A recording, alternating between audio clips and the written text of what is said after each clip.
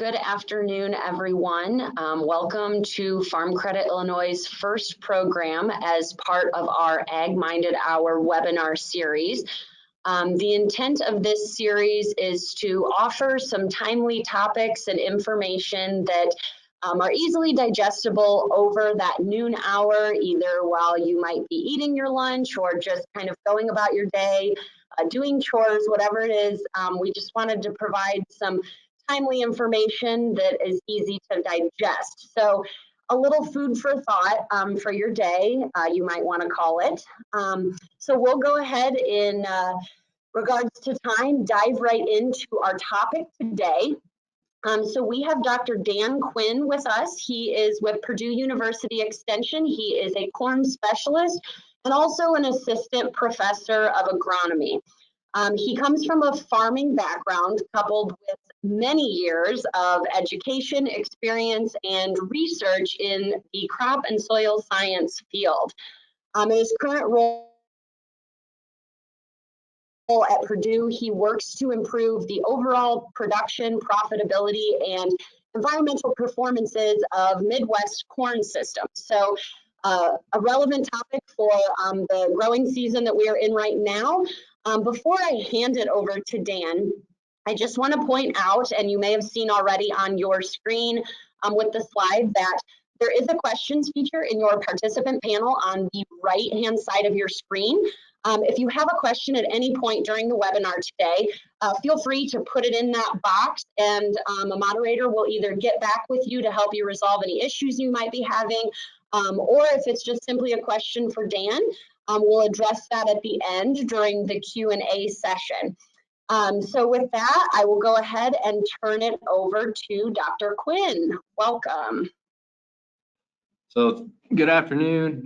Thank you for having me be here. So thanks for the introduction. I've been at Purdue for about a year now, so I'm fairly new in this position, but originally from Michigan, did degrees in Michigan State and then also Kentucky, and then landed in Indiana as the new corn agronomist. So been here about a year, so slowly getting a lot of research up and things going across the state. But today I kind of want to talk specifically about this here, specifically about nitrogen fertilizer in corn. I think it's a big hot topic this year, especially with the way prices are, and it's, a lot of folks are, most of them are done with side dress, but there's probably still folks putting on side dress nitrogen in their corn as well. And then I'm going to touch a little bit on the heat and drought stress that we've had, especially in parts of Illinois and then really across Indiana as well.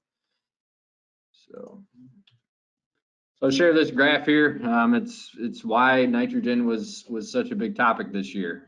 It's just the price. You think about the demand of nitrogen, the issues with supply and Russia and all that. It just caused a kind of a perfect storm where we saw prices dramatically increase. So for a lot of guys, it might be double, triple of what they paid last year. So those high prices, it's just really important this year, trying to maximize the most out of our nitrogen that we apply this year and getting the best bang for our buck when the prices are as high as they are. So the question is, so what now? What do we do about these high prices, and how do we deal with these high nitrogen fertilizer prices this year? The first thing, we always talk about really from a university standpoint is just fertilizing for high economic return, not really high yield. We'll talk about this here in a little bit later, but there's actually a point where even if you're applying more nitrogen, you might be getting a little more yield, but is that really paying for it, especially at these high prices? Is that additional amount of nitrogen fertilizer really worth it? It might be worth it from a yield standpoint, but is it really worth it from an economic standpoint? So really, honing in on fertilizing for high economic return, not high yield when it comes to choosing nitrogen rates. And also just being as efficient as possible with nitrogen fertilizer application. So using, different sources and timing of that nitrogen fertilizer. If you can improve that efficiency of that nitrogen fertilizer, you're just not losing as much nitrogen fertilizer. And that's what we're trying to get, prevent against, is losing nitrogen fertilizer, because losing nitrogen fertilizer is lost money. And we don't want that, especially when crop prices are as high as they are, and nitrogen fertilizer prices as high as they are as well. So I share this picture every time I talk about nitrogen, and it just really leads to kind of the complications that we have with nitrogen fertilizer, really in any crop production system. So this picture is the nitrogen cycle. So going back to college here, just really shows the complexity and the difficulty of dealing with nitrogen, and probably why we'll hopefully probably be continuing to study nitrogen even 40, 50 years from now as I maybe retire from my career. But nitrogen is just really complicated because it's always transforming, it's always moving in the soil, and it's always mineralizing from the soil as well. And it's just really difficult to predict both these transformations. And when that nitrogen, a lot of nitrogen comes from the soil organic matter, and it's just really difficult to predict how much of that nitrogen is going to become available. And it's also really difficult with different weather conditions and soil types and so on, predicting, how much nitrogen are we losing? How much nitrogen do we need to apply every year? So I like to share this picture here because it just really shows that complexity of the nitrogen system and why, being as efficient as possible and controlling what we can control can help spread some of that risk and prevent some of those losses that we can have with nitrogen.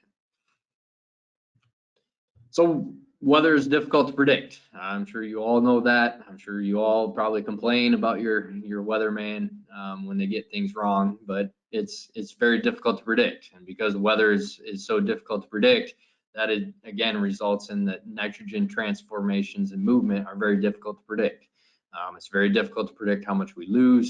It's very difficult to predict how much we do get from that soil organic matter and how much becomes available to the crop that year. And it's very environmentally dependent. That's what makes it very difficult to try and understand and predict how much nitrogen we need each year.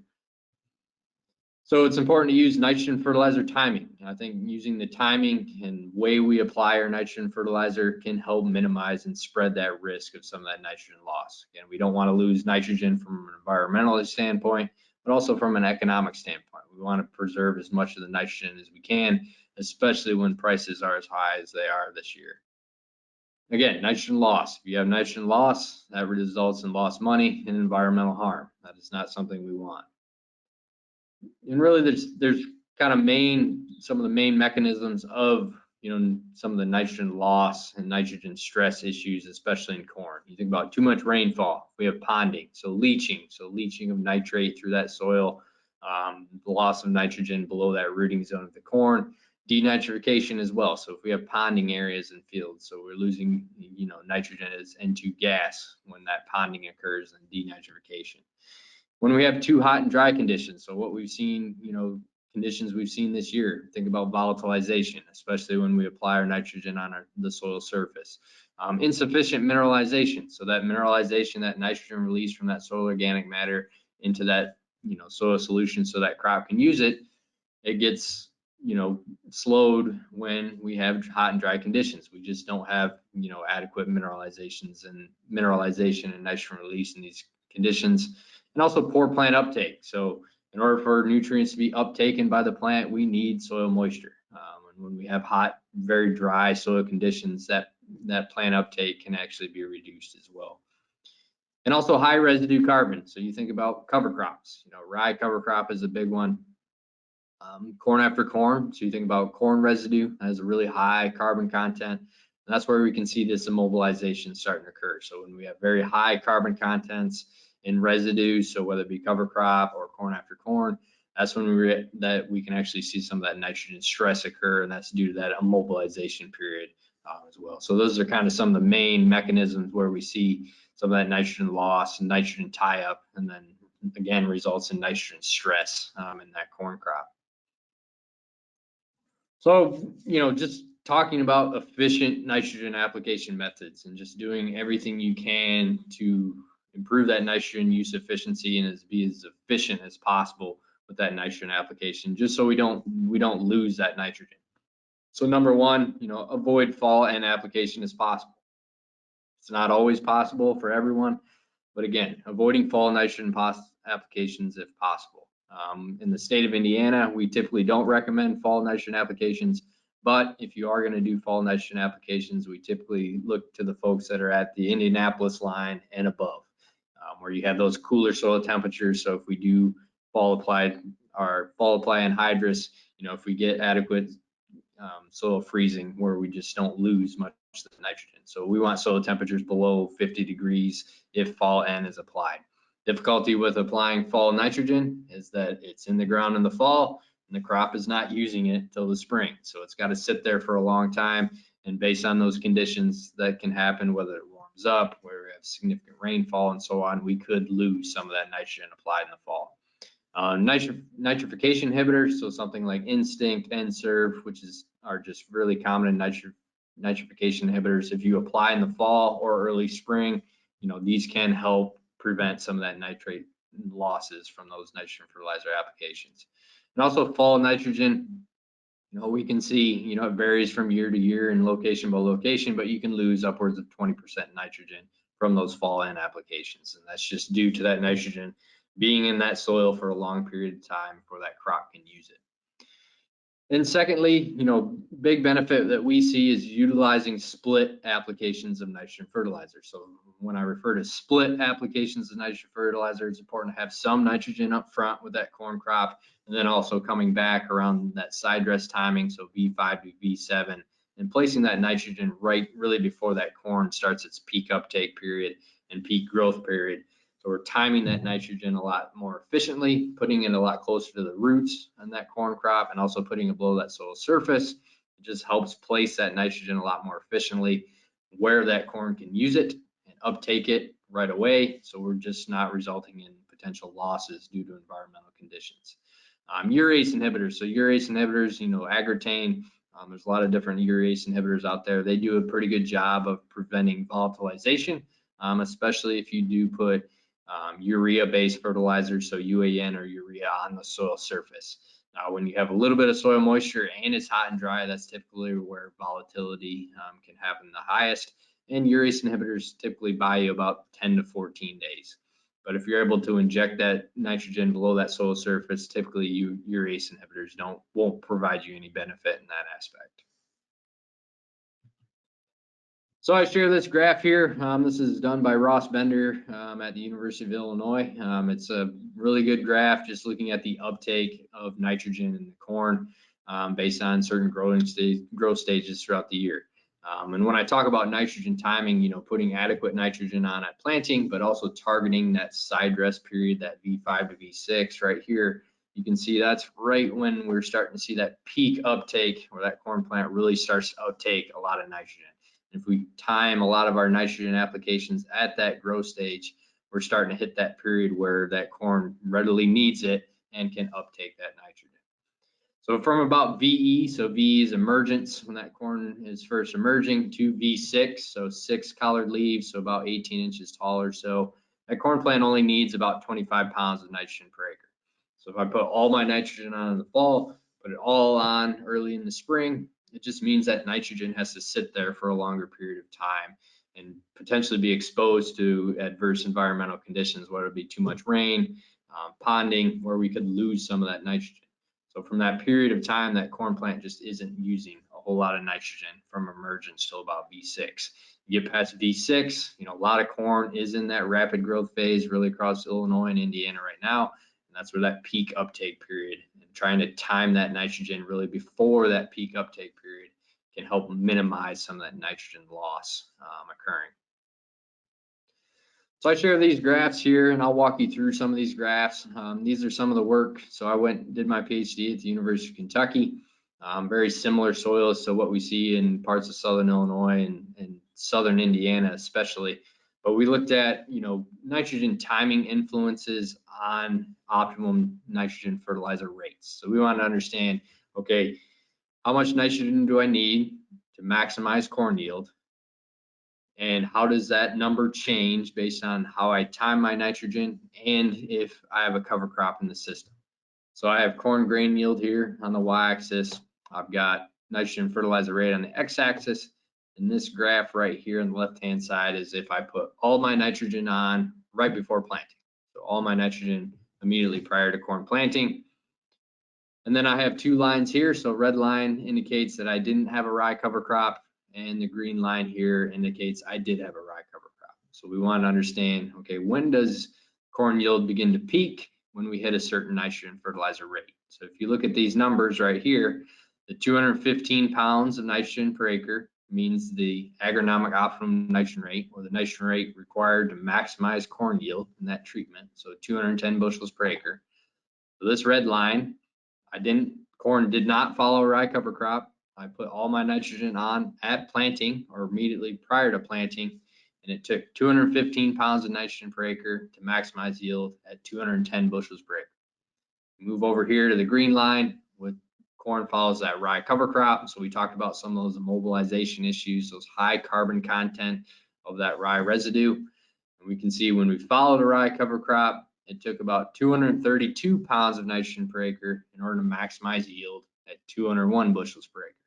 So when I followed rye, we had pretty significant nitrogen stress. We had immobilization. We had a lot more loss. It needed about 17 pounds of nitrogen more, and max yield in that treatment was about 9 bushels less. So that just shows some of that detriment that we saw when corn did follow that rye cover crop in the system when we put all of our nitrogen on at planting. Now we'll move over to this next graph here, and that's when we split applied nitrogen. So split applied, we put 40 pounds of nitrogen in a 2x2 starter at planting, came back and put the bulk amount of our nitrogen on at around the V6 growth stage. So side dressed it, we injected it between the soil, between the rows. And really the differences, what I want to show you with these two graphs are the differences between these numbers, or that agronomic optimum nitrogen rate. This study was done over 3 years across multiple locations in the state of Kentucky, and this really translates to what we do see in many parts of Indiana, and we're kind of building on this in Indiana this year. But you can see the differences. If I take cover crop out of the equation specifically and just look at the red lines and look at the differences between the red numbers, you can see when I pre-plant applied my nitrogen versus when I split applied my nitrogen. So adequate nitrogen at planting, but come back with more nitrogen at side dress, and had that split applied nitrogen. And actually, we only needed 184 pounds of nitrogen per acre, and we got 217 bushels per acre. So if I take cover crop out of the equation, if I just split applied my nitrogen in this research, we needed about 30 pounds of nitrogen less, and we got 7 more bushels. Again, it just comes back to that efficiency aspect of placing that nitrogen close to the corn root system at planting, getting adequate nitrogen for planting, and then coming back and timing that nitrogen right before that peak uptake period. We're just not seeing as much nitrogen loss, and that again results in less nitrogen was required in order to maximize yield. Same thing was seen with the rye cover crop. So when we're following a rye cover crop, and we did have that nitrogen stress, that immobilization, when we split applied our nitrogen, you can see the differences between the two green numbers here. It took about, that's about the same, about 30 pounds of nitrogen less, and we got about 12 bushel increase. So again, that splitting applied that nitrogen, having that starter nitrogen fertilizer right next to the corn root system was just a more efficient way of applying nitrogen. It took less nitrogen in order to maximize yield, and the yield was higher. And we also saw less stress in that corn when it did follow rye cover crop when we used that split applied nitrogen. So kind of to highlight some of the points in this research is that pre-plant applied nitrogen. So if we put all of our nitrogen on one day before planting, on average, so across cover crop treatments and no cover crop treatments, it took about 225 pounds of nitrogen to produce 206 bushels per acre. And that's across 3 years doing this study. We did split apply our nitrogen fertilizer, so we had about 40 pounds in a 2x2 starter at planting, come back about V6.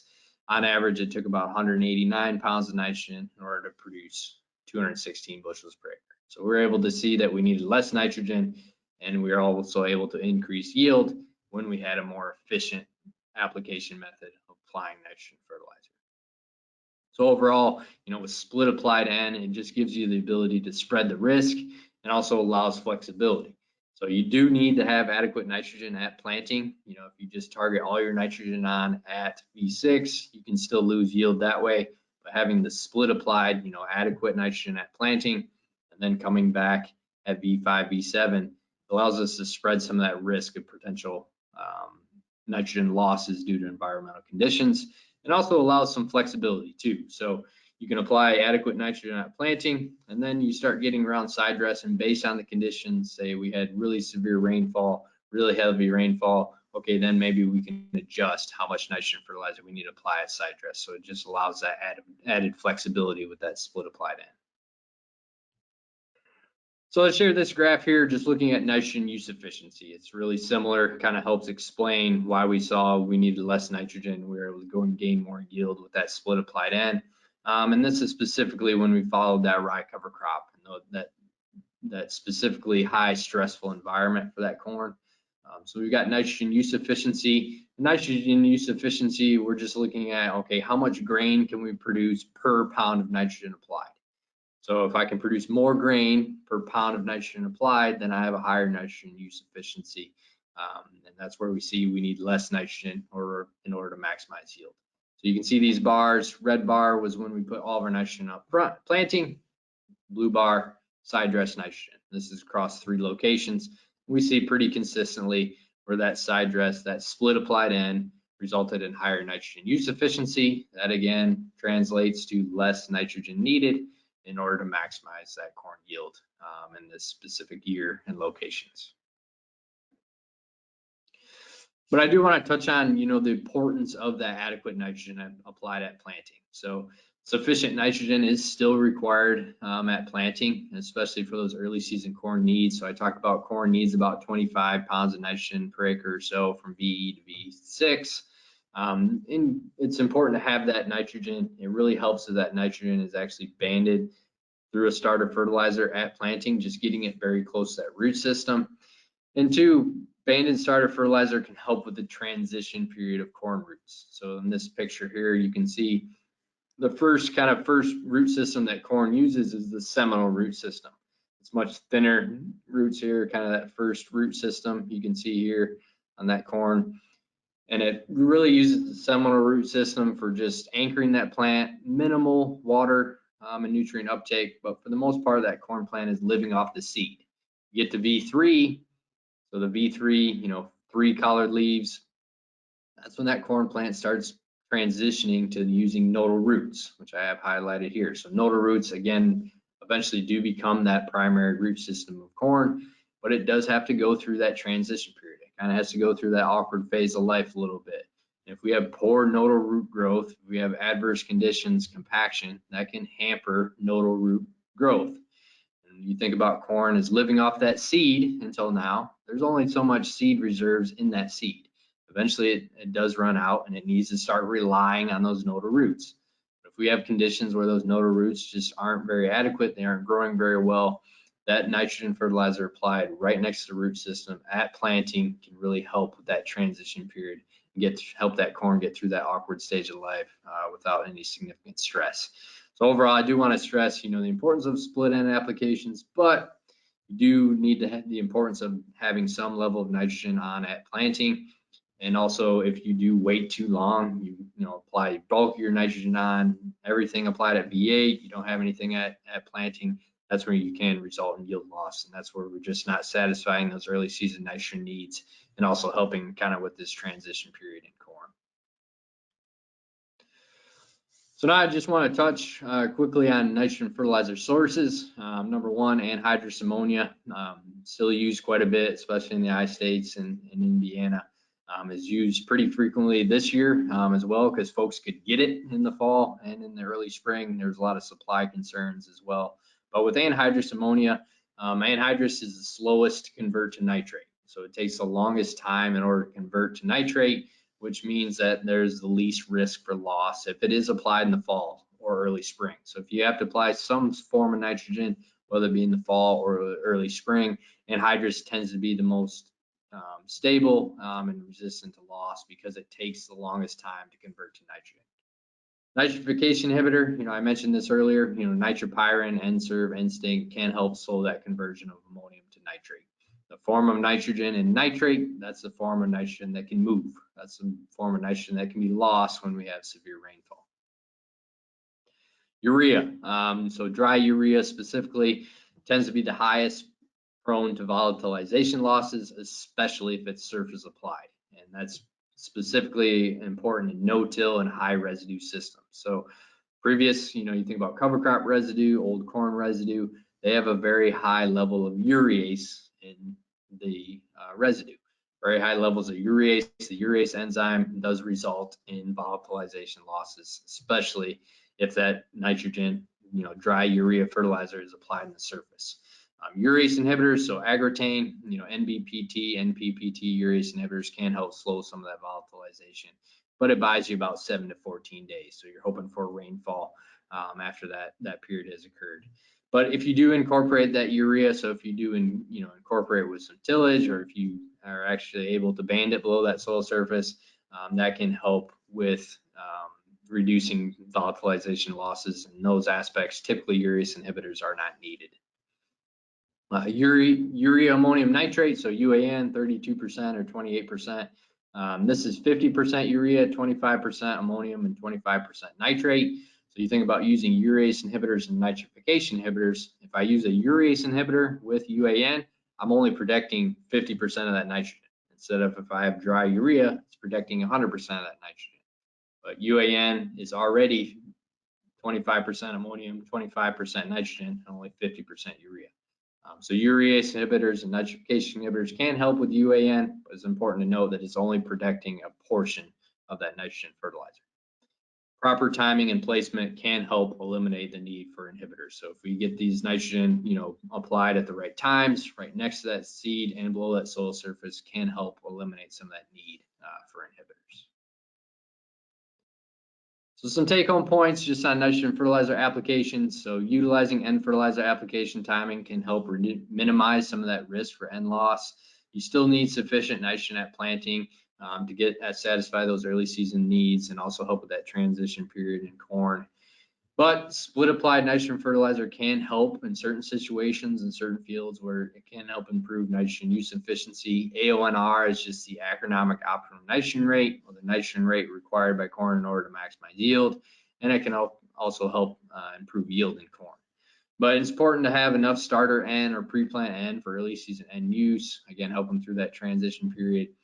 But targeting a bulk amount of your nitrogen prior to that peak uptake, that rapid growth phase, just is timing that nitrogen better where that corn needs it, and we're not resulting in that nitrogen just sitting there and being prone to specific nitrogen loss. But results, again, can be dependent on soil type, location, and environment. I know a lot of soils in Illinois might be a little bit different than what we see in Indiana, and some of these results can be a little different.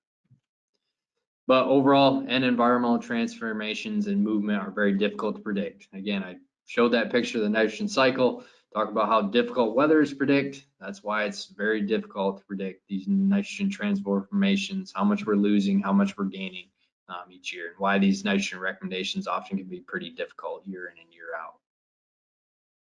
Late season N, so I often get asked about, what about Y-drop applications, late season N applications, V10, V12, upwards of R1.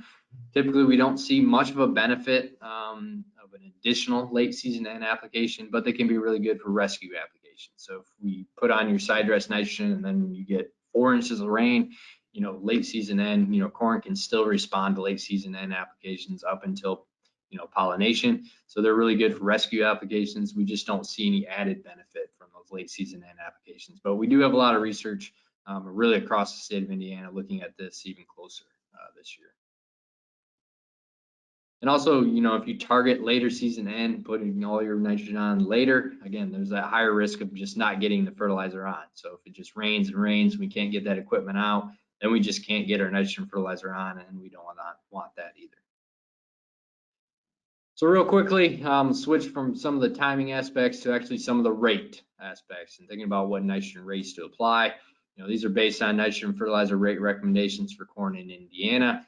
So Bob Nielsen, who was here before me, and also Jim Camerato, the soil fertility specialist here at Purdue, put a lot of time and effort in building these nitrogen rate recommendations throughout the years. They're based on 263 field scale N rate trials, and they've been going on since 2006. And this is something we plan to just keep updating as the year goes on. We target both the agronomic optimum nitrogen rate, but more importantly, especially for this year, that economic optimum nitrogen rate.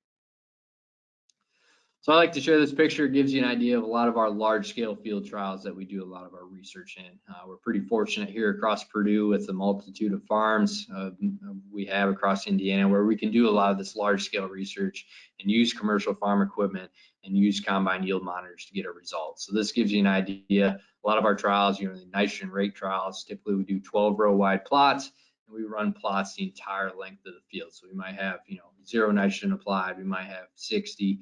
So just, again, that's how we build a lot of these nitrogen rate recommendations. They're based on these really large scale, field scale research trials. 2, here's some resources, and I can share at the end, I'll share some links as well to some of these resources on our websites and so on, but we did update our nitrogen management guidelines for corn in Indiana this year. So this bulletin here was updated this fall, and I think we've updated it some since then. And also the corn nitrogen rate calculator. So this does include Illinois, Indiana, and the Midwestern states, where we just are always trying to update, incorporate nitrogen rate data to, again, try and pick that optimum nitrogen fertilizer rates. And also our tri-state fertilizer recommendations. So tri-state fertilizer recommendations are specific to Indiana, Ohio, and Michigan. Those were updated this last year. So you think about phosphorus, potassium recommendations, they were also updated as well. So there's a new version of this bulletin out also. So kind of talking quickly on the agronomic optimum nitrogen rate. So I mentioned this previously in some of the previous work I've done, but the agronomic optimum nitrogen rate, so if you hear the AONR, that is just the nitrogen rate required by corn in order to maximize yield. We're not worried about economics. We're just seeing how much nitrogen do I need in order to maximize yield.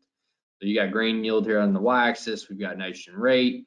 We applied our nitrogen rate. Eventually, we're going to reach a point where that nitrogen fertilizer rate or that response to nitrogen rate actually plateaus. So if we apply more nitrogen, we're just not gaining any more yield beyond that point. When that point is, it helps us understand, okay, this is the nitrogen rate we need in order to maximize yield in that specific field in that specific year. But the issue with, nitrogen fertilizer rate recommendations is that, it's not a linear response.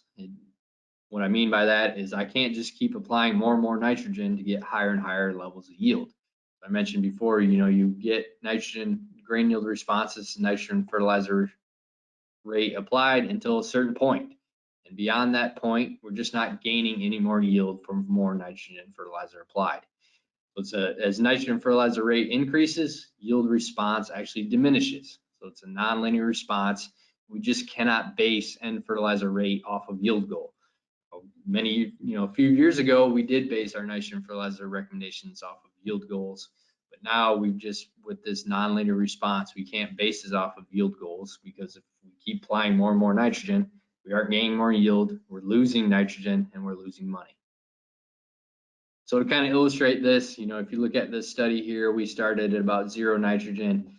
I applied just, I believe, 40 pounds of nitrogen here. So just 40 pounds of nitrogen, I gained 55 bushels.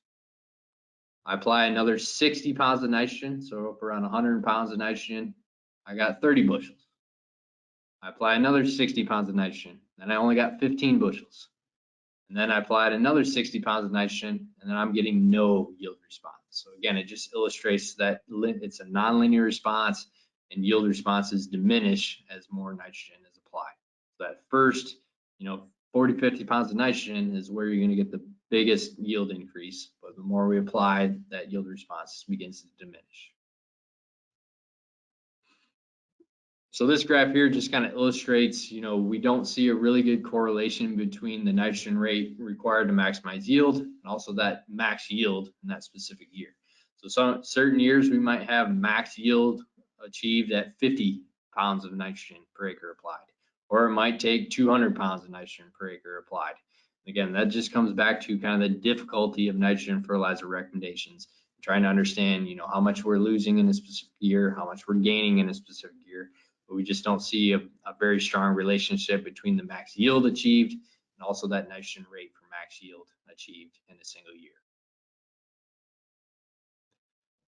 So again, back on the AONR, the agronomic optimum nitrogen rate variability, this could range from 130 to 260 pounds of nitrogen per acre in one location. That's why we need to keep doing these nitrogen rate trials year in and year out and adding more and more data to get these nitrogen rate recommendations. And also the importance of efficient nitrogen application. So spreading that risk, being as efficient as we can with nitrogen so we just aren't losing anything, losing any nitrogen and losing money as well. And why? It just comes back to variability in soil N supply, the variability in soil nitrogen loss, and weather. Going back to why it's so difficult to predict. It's a very complex biological system. It's very difficult to predict, very difficult to model, and it's very difficult to understand what is that soil nitrogen supply and how much nitrogen is being released from the soil, and how much nitrogen is being lost from the soil as well. But applying more than enough N as insurance is not a good economic or environmental practice. So if you apply more than enough N, you're probably losing some, so you're losing money, and it also can be environmental harm attached to that as well. And that's again why N fertilizer application placement and timing is important. So I do want to talk about the economic optimum nitrogen rate. So I did spend a lot of time talking about the agronomic optimum nitrogen rate, but what about the economic nitrogen rate? I think this is really important, especially in a year when you do have high fertilizer prices. So nitrogen rate, so the EONR or economic nitrogen rate is the nitrogen fertilizer rate that returns the most profitable economic yield. So if you're applying your nitrogen fertilizer rate, the more nitrogen you apply, you're gaining yield. But eventually, that yield gained may not pay for that invested nitrogen fertilizer. So if I apply X amount of nitrogen more, I may get 10 bushels per acre more with that nitrogen applied, but that 10 bushels may not pay for that additional nitrogen applied. So that's where that economic optimum nitrogen rate comes into play. And that's influenced by both corn grain price and nitrogen fertilizer price. So based on the price of grain and also the price of nitrogen, that economic optimum nitrogen rate actually changes. So we might be applying nitrogen not so much to maximize yield, but to actually maximize profitability in that specific year.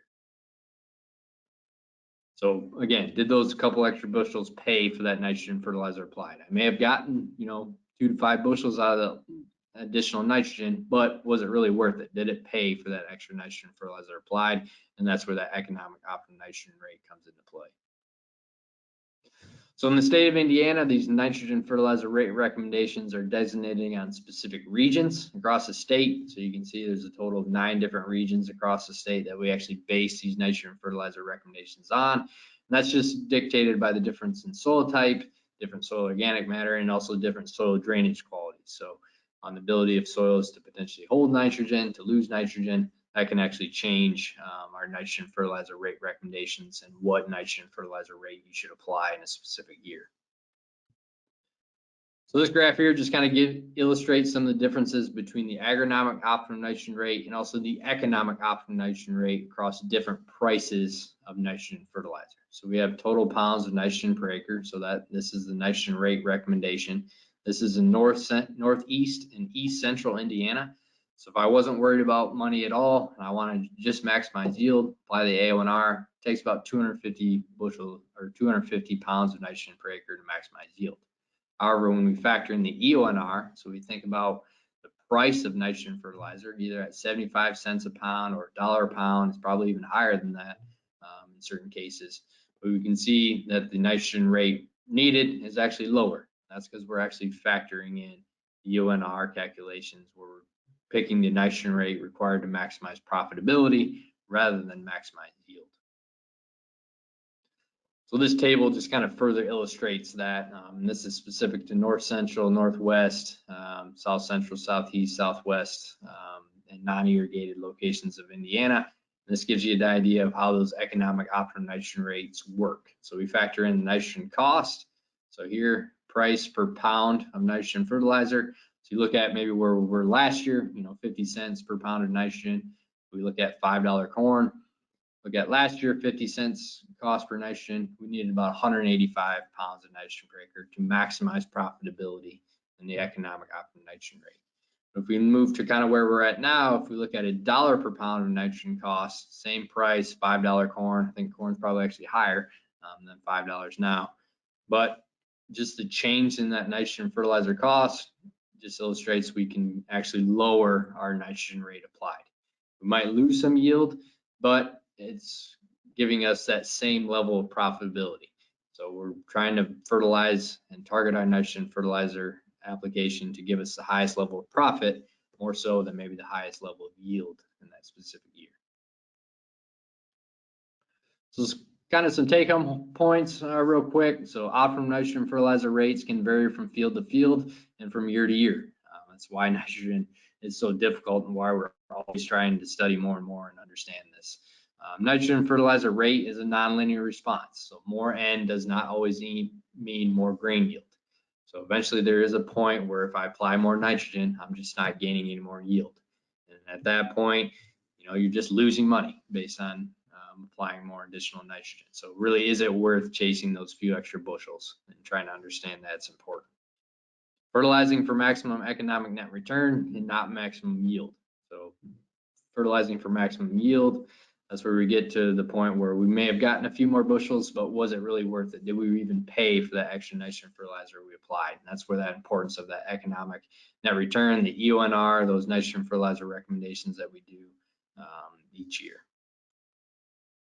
And also utilize efficient nitrogen fertilizer application methods to improve nitrogen use efficiency and lower N fertilizer losses. So if we're efficient with our nitrogen, choosing the correct source, using inhibitors where appropriate, targeting our nitrogen, whether it be in a starter at planting, coming back at side dress, it's just a more efficient way of applying nitrogen, targeting nitrogen uptake in the plant, targeting it when it needs it, and being right next to the plant. It just lowers the amount of nitrogen fertilizer losses. We lower the amount of nitrogen fertilizer losses, we're lowering the amount of potential money we're losing, especially when nitrogen fertilizer prices are the way they are.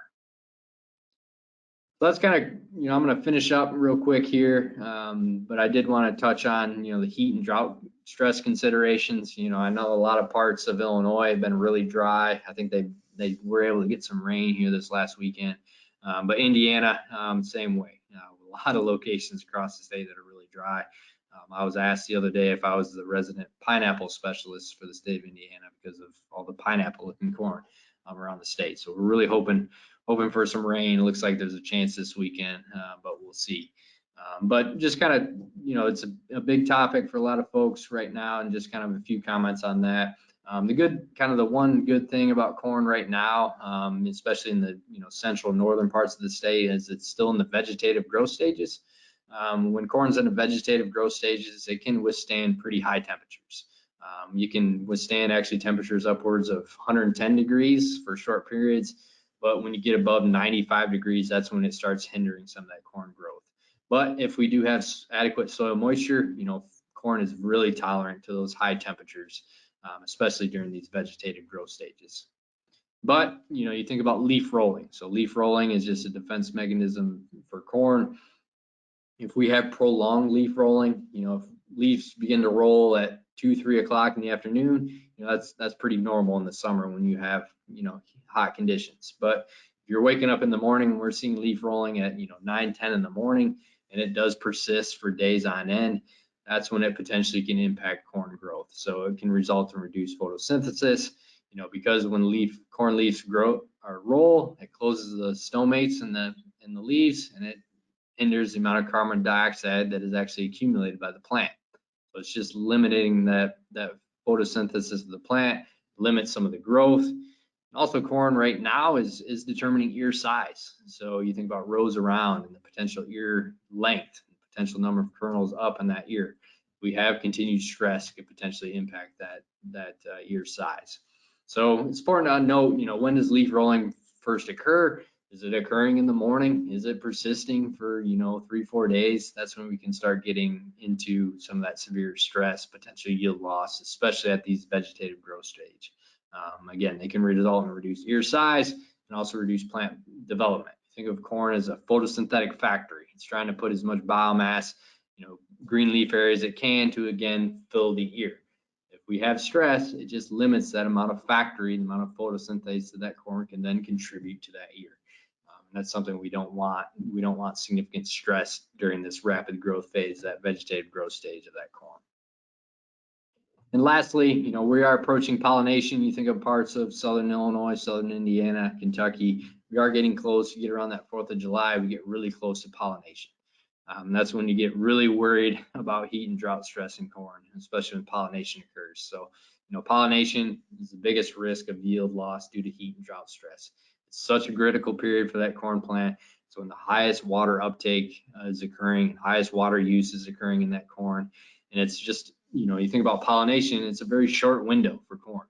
And silks too. So silks are mostly water. So if we have drought stress, we have heat stress, that can delay the emergence of silks. So we could have pollen drop without any silks emerged. When we throw off that synchrony between the tassel and the pollen release and the silks, that's when we start having issues. That's when we start having missing kernels. And we can have, pretty severe yield loss if some of these drought and heat stress conditions do persist into pollination and tasseling in corn. So again, delayed silk emergence, you could have silk desiccation. In really extreme cases and really hot heat, you can have pollen death. But overall, if you're having severe leaf rolling, severe drought stress, at this time period, you can have upwards of anywhere from 3 to 9% yield loss per day. And that's when you have severe stress that persists. So it's a really critical stage for the corn plant, and really paying attention to kind of that weather, soil moisture conditions during this period. And lastly, finish up here, I did have an article that I put out just this last week, just on heat and stress and drought considerations for corn, just kind of building on some of the ideas I just talked about and just having more information as well. My website, so thekernel.info, my website, that's where I post all the articles I write, all the research results we're going to put out. We try to update that website pretty regularly and add as much information as we can on that website. So I encourage you to check out that website and look at some of the articles and the information on there. So with that, I think I'm about at time here, but happy to take any questions. Email me. So email right here if you have any other additional questions that come across. Phone number. Call me anytime. I'm always happy to answer questions. Again, mentioning my website, thekernel.info, and also on Twitter too. So if you are an avid Twitter user, we typically use that, and again, as another avenue to push out a lot of our articles and what we're seeing across the state. So with that, I think that's all I got today, and be happy to take any questions. Thank you, Dan. We do have a few questions. We had some come in with registrations. So again said, if anybody has any questions, go ahead and put those in that questions box. So first off, I guess one that came through with registration. Yeah. And you did kind of talk a little bit about these two topics. So the first question, is there yield benefit of side dressing anhydrous over side dressing 28? And I know you did talk a little bit about that, but maybe just with that question directly answering it. Yeah, I think at side dress specifically, we don't typically see a difference between anhydrous and UAN. One of the aspects with anhydrous is that, when you do side dress it, number one, it could use a bigger shank when it's being applied, so you could actually damage a little more roots than you would if, say, you put UAN on the soil surface or just use Coulter injection. And two, anhydrous can be a little more toxic as well, just the high ammonia content, high nitrogen content to those roots. So you could have a little more root damage with anhydrous, but overall, we just don't see much of a difference between anhydrous and UAN. The one thing about anhydrous, I kind of mention this as well, is it takes a little bit longer to convert. So if you're a little bit later than you're applied, some of that aspect too, it might take a little bit longer for that nitrogen to convert. But overall, we just haven't seen much of a difference between anhydrous and UAN. But I'd probably say, UAN might be a little bit of a safer bet at side dress. Great. Another question related to fungicides. You did not really mention a lot of that. So I feel like you and we talked briefly last week. What is your, and this is totally an opinion question. So what is your opinion on seeing dry conditions in Illinois? Is there a correlation between applying fungicides helping with drought? And in terms of the typical application of fungicide, is it really necessary in a very dry, kind of hot climate for more of that disease prevention? Yeah, that's a good question. I actually had a conversation with our pathologist this morning about this very topic. So yeah, I've gotten calls, I've gotten asked about, there's some claims that, some fungicides can help with plant health aspects and improve water use in plants and drought conditions. Some of the research that's been done has been very inconsistent. We typically don't see any, really strong correlation applying fungicides in dry conditions. Fungicides are based on, when the disease is present is when we're gonna see the biggest response to fungicides. And when it's hot and dry, we just typically don't have disease. A lot of those diseases are driven by high humidity, high persisting leaf wetness. Think about tar spot. Tar spot is a huge topic, year in and year out in Illinois and Indiana as well. We just need the moisture for that to work. And I think this year too, you think about, okay, if you're gonna apply your a fungicide application for drought, but it might not result in a yield benefit. And what we're starting to hear is that there's actually supply issues with fungicides. And also another thing we're always watching too is resistance aspects with fungicides. So you see what happened on the herbicide front, and what happened when we used herbicides over and over again is we had weed resistance. We're starting to see some of that show up in the disease side and fungicides. So I think we need to be really careful on trying to understand when we apply our fungicides and really using them when we need them. But this year, even though we're seeing those hot and dry conditions, certain diseases, tar spot is one, but we're still seeing, fairly humid, fairly high dew points in the morning. So talking to our pathologist, Darcy Talenko here at Purdue, does a ton of work on tar spot. They're starting to see where there is raising some concerns that tar spot might start to show up. But the importance is follow some of those pathologists and what they're doing, because they track that disease very closely, and just get out and scout and find diseases and give you a reason to apply that fungicide. Typically for fungicides, that VTR1 period it tends to be the most consistent application for fungicide application. So if you're in a certain situation where in your fields you've had severe disease year in and year out, you battled it, really try to target that VT to R1. It still will be beneficial.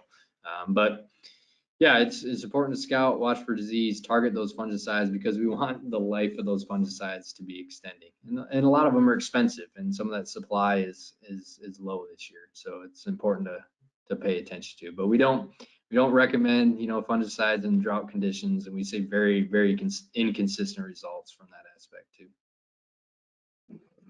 Great, thank you. One other question that came through with registration. So you did mention Y drop application briefly. And so there's a lot of hype around that. And is there any third-party data that supports that method over other methods? Yeah, so when I was at Michigan State, we did some work on just comparing, Y drops at, V6. So looking at Y drops versus, just normal Coulter injection. Everything I've seen from a university standpoint, we just don't see any benefit applied from a Y drop aspect versus a Coulter inject. But we also, a lot of times, we don't see any detriment to it too. One of the benefits that I find, whether it be with Y drops or surface applying nitrogen, a lot of times you can apply with a sprayer rather than using, a Coulter cart on the back of a tractor. A lot of times we can cover a lot more acreage a lot quicker and get that nitrogen on a lot quicker and more efficiently. But again, injecting that soil or that nitrogen below that soil surface between the rows can still be very beneficial in comparison to a Y drop. One good thing maybe about, in dry conditions with a Y drop, actually getting that nitrogen next to the base of the root or base of that corn plant, is that we do get some dew, we do get some moisture from that plant that actually comes down into the base of the plant, can actually help incorporate some of that nitrogen. But when you look at, think about side dressing, V6, most of the corn, the root system for the corn pretty much has crossed that entire 30-inch row. So you think about whether or not I need to put the nitrogen right next to the plant or between the row, there's still roots between that row where that corn can adequately address that. So we, in the research, some of the experience that I've done, we just haven't seen any difference between a Y drop application versus, Coulter inject application. Two, with late season nitrogen, so a lot of folks will use Y drops to come in at say B12 or even later, but that late season nitrogen application, I talked about this a little bit. We do see some benefit in severe, rainfall years, years where we lost a lot of nitrogen, where it can actually rescue some of that corn and preserve some of that yield. But we just haven't seen much of a benefit from adding an additional amount of nitrogen at that time. But we do have trials really statewide across the state of Indiana and even up into Michigan, Kentucky, looking at that late season nitrogen applications this year. So hopefully we'll see what we have this year and address that further. Great, thank you. So last call, any other questions for Dr. Quinn? We'll go ahead and wrap up. If you have any questions between now and when we sign off, feel free to put those in. We will address those kind of as we go. So let me show my screen again. Here we go. Let's see. Okay. Can you see that? Okay, perfect. So as we wrap up, like I said, if there are still questions, feel free to put those in that question box. If not, Dr. Quinn had shared his contact information. So if questions do arise in, the coming days or anytime here in the future, he welcomed letting him know, and he's always happy to help answer those questions. So a big thank you goes out to Dan today for tackling this first webinar in our Ag Minded Hour series, sharing his expertise with all of us, answering the questions. Dan, that is greatly appreciated. Our hope is that each of you here today will leave with a useful takeaway, something that may benefit you in your operation.